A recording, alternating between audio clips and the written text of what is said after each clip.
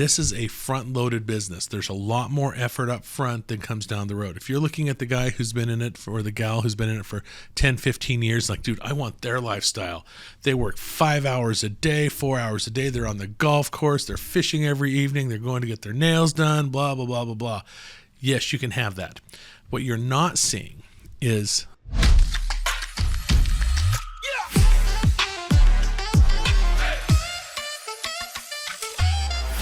Hey everybody, welcome back to Annuity Fundamentals. I'm your host, Kylie Malad, joined with our co-host, the one and only Mr. Ryan Anderson.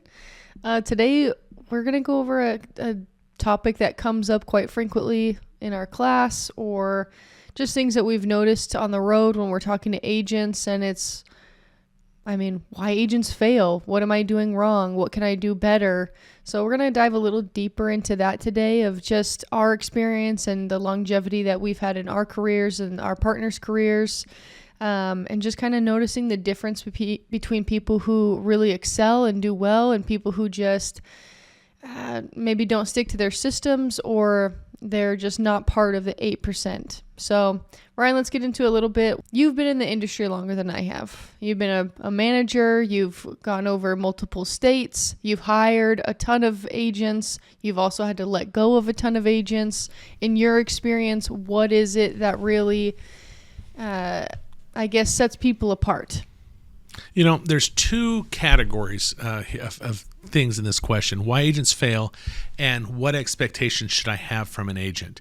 Now, if I was to go into and I was to take a standard office, just say a manager, 10 agents, and so I'm using the number 10 for percentages. And in that office of 10 people, I'm going to have 2 straight up rock stars. They're going to be producing probably as much as the other 8 people combined. Then I'm going to have 2 or 3 people at the very bottom of the pile that are taking up space. They're not doing a lot of production. Now, this could be because they're brand new. This could be because they don't care. This could be talent level. This could be whatever. There's a whole variety of reasons for that. And I'm not trying to pick on people and say, if you are in this category, you can never move to another one.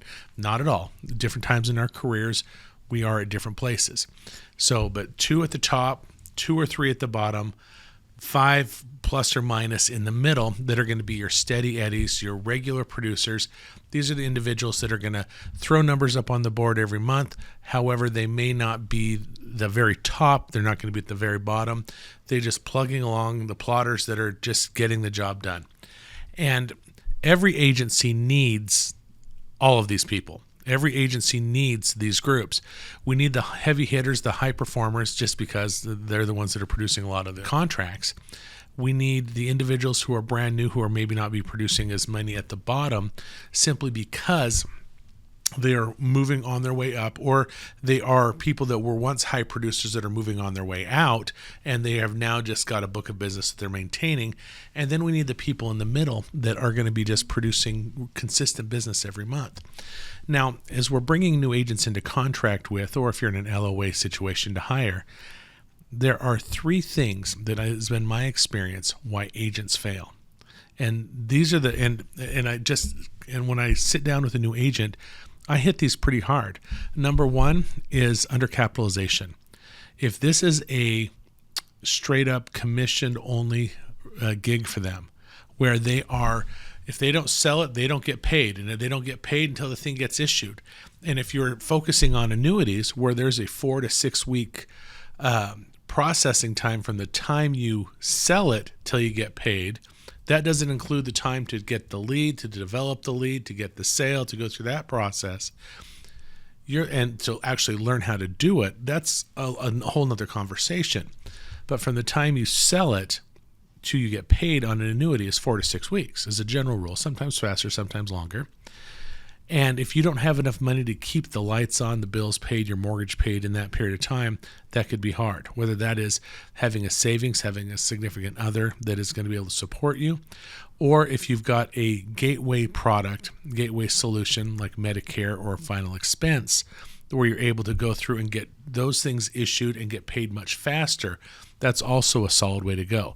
So the first reason agents fail is undercapitalization. They just don't have enough money to keep afloat. And I would say 3 to 6 months minimum in order to really get this business to get it going actively. The second reason they fail are systems. And that is that they don't know what to do. Where do I get my leads from? What do I say when I'm in front of the client? How do I introduce myself? How do I go through and identify opportunities? How do I go through and when I meet with a client, what is the next step? What are my expectations when I'm having this meeting? What do I say in the first meeting, the second meeting, the third meeting? Is it a one-call close? What is my CRM to keep track of the clients? How am I staying compliant? And on and on and on and on. Where's my funnel to be able to make sure I've got people coming into the pipeline all the time? So those systems. And a lot of guys just kind of get in it, and gals willy-nilly throw stuff at the wall and hope it sticks. And then the third one has to do with your support group, your significant other. I remember when I started this business, I sat down and I thought I'm going to give myself a year. I was lucky enough to have about 7 or 8 months worth of resources. My wife ended up getting a part-time job. And the idea behind it was that I needed to make sure that my significant other, my wife, was on board with this. Because if not, it is horrible. And if not, you're not going to be successful. So picture this. You've gone out. You've worked your butt off all day long. You've been out grinding it out 8, 12 hours for the day. You had an amazingly good day. You had 5 or 6 first-time appointments. These people love you. It's close to AEP, so that's here in a couple of weeks. I've got their fact finder. I've got my scope of appointment. I'm going to go back, close those things here in another 2 weeks. Looks like there's some indemnity opportunities there. There's a couple of annuity opportunities, might be a life insurance opportunity. It went well. You just had an amazing day. You got a couple of follow-ups from other previous appointments, and those balls moved forward. And you found out that you've got an annuity that you had some paperwork that was hanging up on. You got that resolved. And so you moved everything forward that day. You walk into the house, and then your significant other asks you these dreaded words. What'd you sell today? I didn't sell a dang thing today, but was that a bad day? No, I had an amazing day, but all of a sudden it took the wind out of my sails. And so then it goes down this conversation, what'd you sell today? Well, did we get paid for anything that you did today? Then you can kind of see how this would just kind of spin out of control in a hurry. So having a significant other that understands the sales process, that understands how it works, and understands that there's going to be the ups and downs, the ebbs and flows, all that stuff in there. So if you don't have somebody on board that fully understands that, and you've got the resources and proper systems, then you're going to kind of flounder. And within those systems is a mentor and a bunch of other things. But I found that those are the 3 things that really bog an agent down. Yeah, I remember my first year, there were a few different first-year agents as well. And I think having the support is a big deal. Those who didn't, they couldn't work as long. When I say work as long, maybe they had a child at home and they didn't have a significant other. So your hours out in the field are decreased by no fault of your own, right? That's just kind of how life works out. So it's how you adjust, because it's not like it's impossible to be a single parent and do this job. It isn't. But I do believe that it takes a lot of communication. The training is a big deal. So wherever you're going, wherever you land, if you're taking interviews, I think that should be your number one question. What trainings do you guys have? How long will I be in them? Because you do come into this position wanting to be your own boss and you want to be an independent agent. But it does take some time and some know-how to get there. So I think training definitely is a big one. And I was appreciative of my last IMO. I felt like there was an abundance of training. So I never felt like I was just treading water. I always felt like there was a way to move forward. So I think it's like that should be your number one. Number 2 would be your commissions, I would say. You need to look at those when you're getting onto an IMO. What does that look like? Training and commissions, because those do matter, right? If you're going to put in the work, you want to know that you're getting the most bang for your buck. I would say the biggest thing that I noticed was there were agents that were busy, but they weren't productive. So you could say, hey, I'm doing this and this and this. And okay, well, where are you at with your cases? How many people are you sitting in front of? And then it would kind of get a little awkward. So I think it's really easy to be busy in this industry because there's so much to do, right? You're your own marketer, your own boss. Like it can be so overwhelming. You're your own lead vendor. You got to do. I mean, you're stretching yourself super thin because you are starting out, and this is your business. So I would very much be cautious towards that of being busy but not being productive. I know a lot of people hate the phones. Okay, you hate the phones. What else are you going to do? Right? You can't just sit there and say, well, I don't want to call. Okay, well, what's your plan? Because no one has the solution for you. Like, no one's going to give you all of these leads on a silver platter, ready to meet. They're already booked, and it's not going to cost you anything. Like, there's always a cost associated. So if you're looking to start in this and have some longevity and not fail, you have to be in front of people. That's just it. And Ryan, you said 3 to 6 months. I would say 6 to 9 in reserves. Just so you have like that, because especially in the first 3 months, you're not planning on making big money in the first 3 months. I mean, you might be planning it in your head, but the reality is, I don't know my systems yet. I don't really know my sales systems yet. And I need to get in there and get in front of people and have some conversations. Yeah, well, let's talk about the systems for a second, because let's just go through and let's just eliminate some of these things that are critical. Those 3 things that I mentioned, the significant other, the money, and the systems, I think are equally as important. They're all equal. Because if you have a non-supportive significant other, or one that has got, maybe they're supportive, but they do not have realistic expectations, that's lethal to a career. If you walk into this and say, all right, how many times have we had people take one of our classes and said, all right, I need to get into this. I've got my mortgage due in 2 weeks. Let's get this done. And I'm like, dude, go get a job. You got 2 weeks, get a job. That it's not going to work. But let's look at the systems piece, because that one is, if you are looking to get into this business and say, all right, I'm doing it part-time, I want to make the leap to go full-time, or you are in it already, the systems piece is by far the most important thing that is going to give you the highest level of success. So let's break this down. You've got I need you, if you're going from zero to the insurance world, 100% commissioned, and you want to make a living at it, and you want to make a great living at it, that this is a front-loaded business. There's a lot more effort up front than comes down the road. If you're looking at the guy who's been in it or the gal who's been in it for 10, 15 years, like, dude, I want their lifestyle.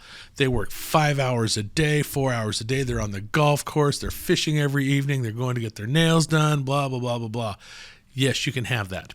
What you're not seeing is, let's rewind it 10 years, where they were working 60, 80 hours a week, putting the grind in to get it done. I mean, my son came and worked for us here for a while. You remember when he started working for us, and I was district manager. He's like, I want Dad's job. And I was like, I bet you do. Let me show you how to get there. Here's the grind. It's going to, and you know those years you didn't see me when I was at home and I missed dinner all the time? That's because I was doing this. So if you are a new agent, this is what I would recommend doing. Number 1, identify a mentor. Somebody who knows what they're doing, somebody who's been in the business and understands it, that is willing to work with you. So a mentor. That's something that we do through Annuity Fundamentals. Number 2, identify your systems as far as a schedule. That I've got a 5-day, 6-day work week. I'm going to work 10, 12 hours a day. Notice I didn't say 40-hour work week. That's not even on the table in the first year. Would you agree with that, Kylie? Oh, yeah. No. Yeah. So if you want longevity, then it needs to be more than 40. If you're just looking to make yourself feel better, then sure, 40, but that's not going to get you anywhere. That's that bottom 3 people I was talking about. Those are your 20 to 30, 40-hour week people. They're there, and they might, occasionally find something, but they're not going to be in that top percentage. So, and especially in the first year. So plan accordingly. Then what do you do? What are your non-negotiables? I have to be in front of people each week. I have to be in front. And for me, the number was 15 to 18 people a week. that my income went up by 50% when I went from 15 to 18 people. That 3, for whatever reason, the graph just, my income shot up. So I need to see 15 to 18 people a week. I need to have time set aside for office hours where I am doing office work. I need to have, the way we had it set up, which was wonderful, was the last IMO, they had 5-day work week. 2 full days were in the office days, and you did not set appointments that day. You did not see clients that day. These were full-on office days. We filled our calendars with appointments. We had our meetings on those appointments. We got training on those appointments on those days. Then we had 3 other days, Monday, Wednesday, Thursday. It was Tuesday and Friday were office days. Monday, Wednesday, Thursday were our field days. And we were not to stop making phone calls, knocking on doors on our office days until we had minimum of 15 appointments, 5 per day. If your schedule wasn't full, why are you talking to me and why aren't you on the phone? And so the other piece to that I really liked about that particular company was the respect they had for experience. Do you remember what the rules were in the first 2 months or the first 6 weeks? I think it was that they had this thing called transition, that you showed up and you had to get 10 sales or whatever it was. I can't remember exactly, but up until you got those 10 sales, and it was a combination of med subs, final expense, annuities, advantage plans, things like that. You had to have this combination and prove your competency in selling the stable of products.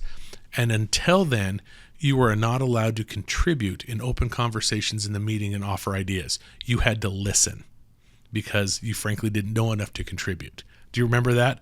And it was kind of, when I first heard it, I was like, dude, I got 20 years of sales experience. I've got stuff to contribute. And what I learned was, yes, I did. And a lot of my ideas have been tried already. And let me tell you the results of them. So that I really, again, it kind of ticked me off at the beginning, but I warmed up to it, that I realized that was something. No, absolutely. I think it's important when you go into anything new to be a sponge. And I remember going in and I don't know, it was between you and just a couple different other people that I would go on appointments with, but they would, especially in the beginning, okay, do you want to say this? Do you want to do this?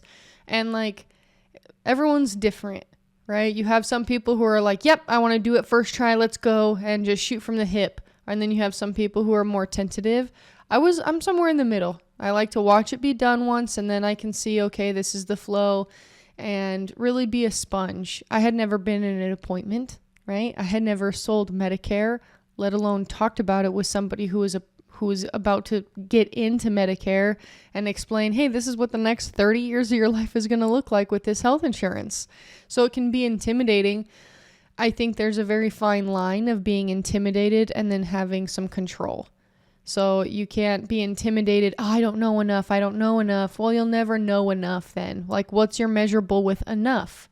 I think you need to have a baseline understanding, but you do the best teaching with yourself even when you're talking. You really do. Like, you have to get out there and get out of your comfort zone. And if you don't like the phones, then door knock. If you don't want to door knock, then you better be on the phones. Or find an avenue that is going to get you in front of people. I think people get really hesitant on which direction to go, so they go no direction, or they go too many directions and spread themselves too thin, and that's not productive either. And then you get overwhelmed and it's just too much, and then you want to quit. I mean, that's the reality. You're going to get some people who think, I can do this, and they get in and they understand, oh, it's more than just XYZ. I have to do A, B, and C too. How do I do that? Because I remember I was training a couple agents, and it just was going so slow, and they just like weren't getting it. And I don't know if it was the buy-in or what. And I told them, guys, at the end of the day, I'm trying to help you, because you can absolutely be terrible at a job for 2 weeks at a W-2 job and still get paid. But you cannot be terrible for 2 weeks and expect to get paid. Like, you are constantly improving. I mean, in our course at Annuity Fundamentals, we ask them to read a handful of books. Those aren't books to be tested on during the course. Those are books just to broaden your horizon and get you some language and understanding. And there's not enough agents who do that. They think if I just stay in my one lane and I talk about this product only, I'll be successful. And that's just not the world we live in. We're shoppers. We're brokers. So it's our responsibility to, hey, we don't actually just have one product. We have a couple. And let me tell you about them. So in order to tell you about them, you need to know about them. So I think that's one thing agents really, I don't know. I don't want to say lazy because we can all be lazy, but it's just, I don't know if it's not at the top of their importance list, or maybe it's too top of the importance list and they focus too much on it. So there's happy mediums in everything. And that's why I agree. A mentor is probably the best way to go to give you some direction, because otherwise you're just going to feel like you have a fire hose pointed at you 24/7. And yes, you will at different points when you're, taking on new information, but I know my mentor really helped me relax into the business and then get that system down and like, okay, that worked for her, doesn't work for me. That actually works for me and it does not work for her. And then you can kind of tell. So I agree with you. I think a mentor is something that you really need to have, because support is everything. Your spouse, yes, they're supportive, or they should be, or you should be communicating a little bit better with them, but they don't understand because they're not in the field with you. So there is some minutia there that they just don't get, and rightfully so. They're not sitting in the appointment. They don't understand that you just came out of a house with 4 dogs and 3 cats and it was 500 square feet. They'll never know what that feels like. So it just like, I'm trying to forget.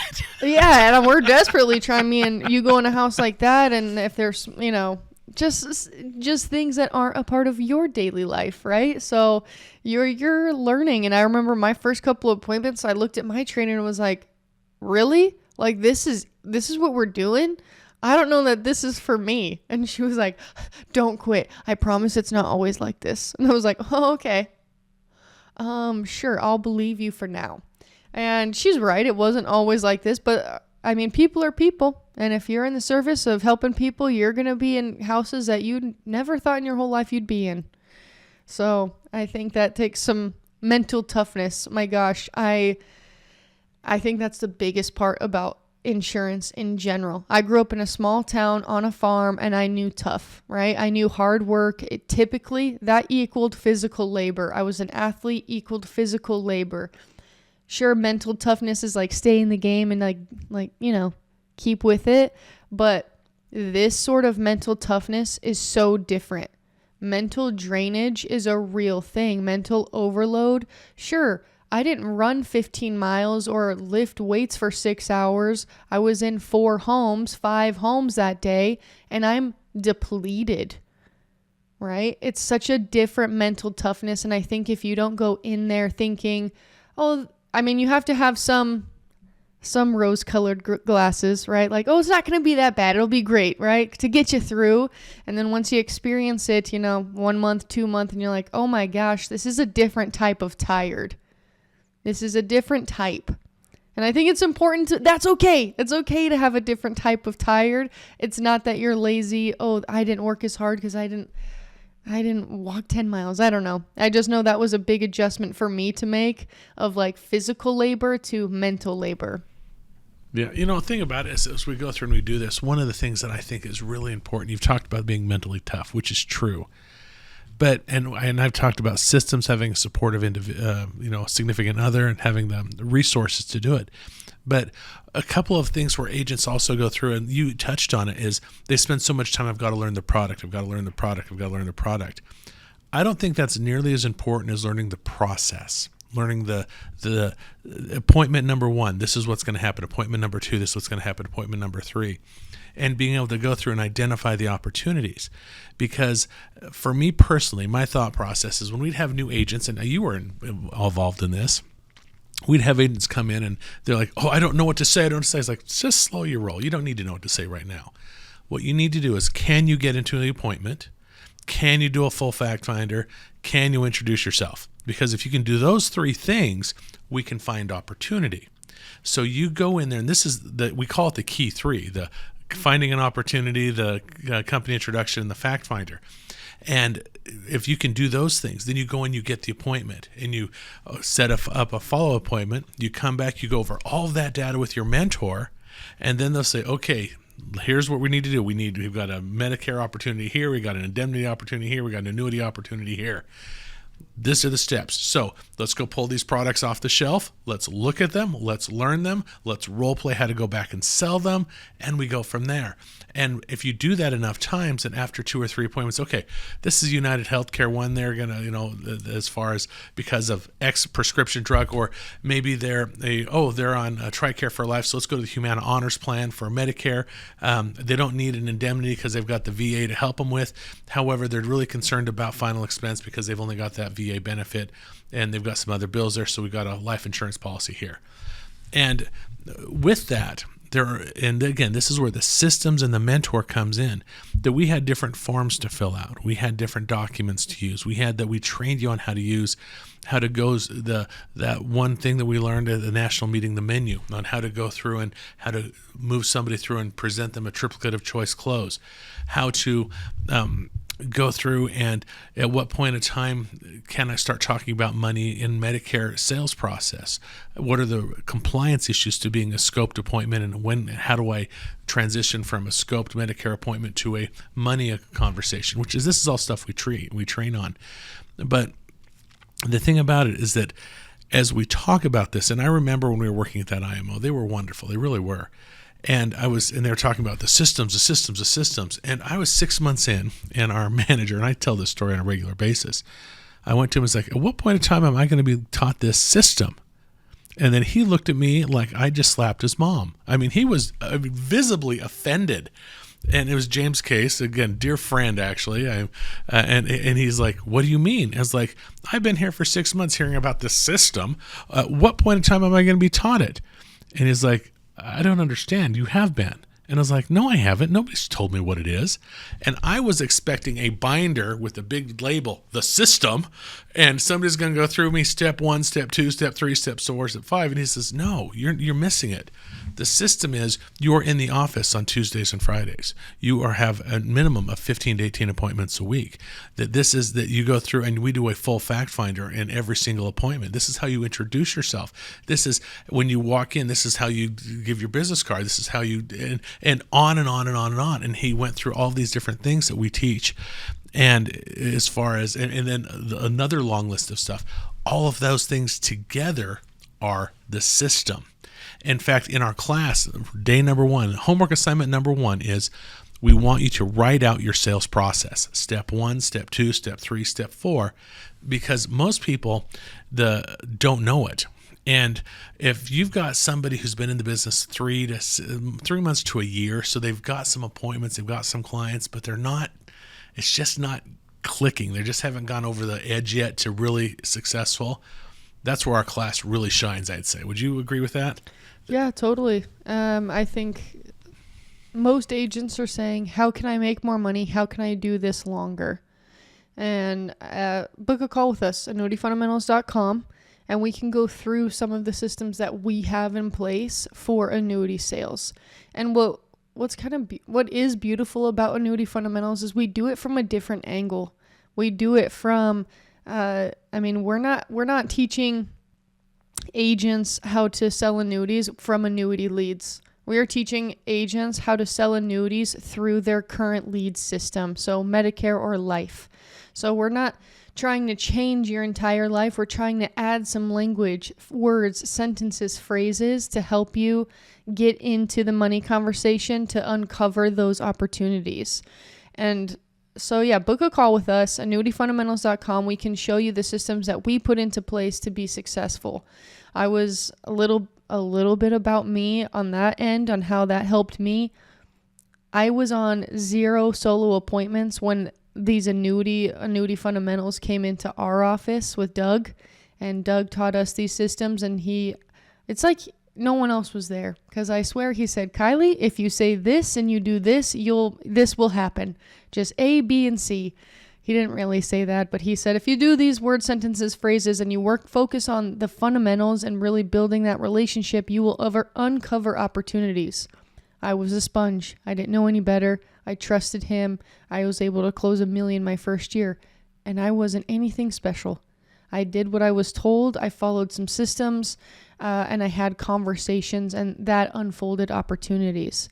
So if you're somewhere in there, you're a Medicare agent, you've been doing Medicare for a while, you're looking to get into the annuity space, or you're a life agent and you just don't know how to pivot, book a call with us. We can show you our systems on how to transition from Medicare and life into the annuity space and do it successfully without spending any more money.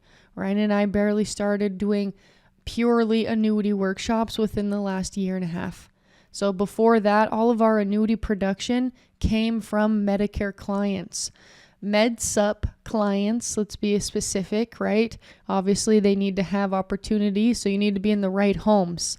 That's our biggest deal too, is we're buying the wrong leads, we're in the wrong homes to have annuity opportunities. So we can absolutely help you with that, help you get in the right homes, help you with those words, sentences, phrases, that language of, hey, all right, I'm great at what I do. How do I pivot? How do I transition?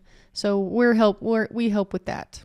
So yeah, book a call with us, annuityfundamentals.com, and chat with us in the comments below. We'd love to hear from you. If you have any questions or concerns, or you're looking to get from A to B, let us know, and we'd love to help you. That being said, thank you so much, and we'll see you next time.